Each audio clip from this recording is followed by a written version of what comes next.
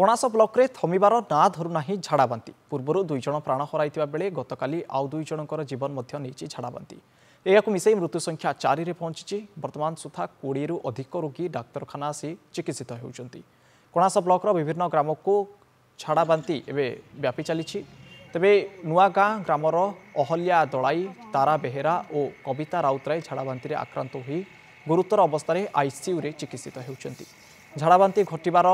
15 दिन पर गतकाली राज्यस्तर एक स्वास्थ्य टीम और स्थानीय प्रशासन नुआगाँ और चागुलाई पदर में पहुंची घटना अनुध्यान करने सह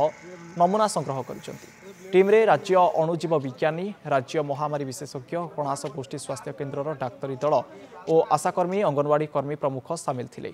दया नदीर दूषित जल व्यवहार झाड़ाबांतीर प्रमुख कारण बोली कहुछि। लोक मलनी याडू समस्या हलानी डाक्तर आसिक पहुँचु ना डाक्तर समस्या भी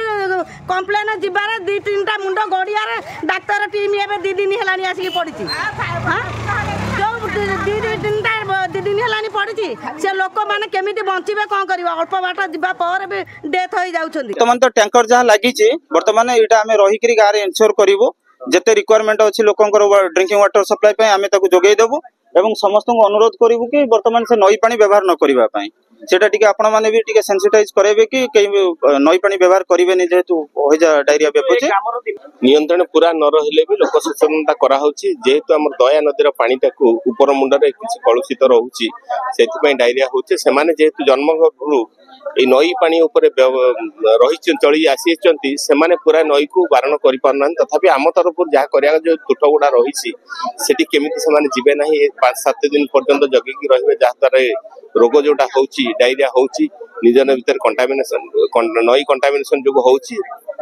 जन तरफ आउ जन को जेमति स्प्रेड न करिवो लोक सचेतनता से करा होची।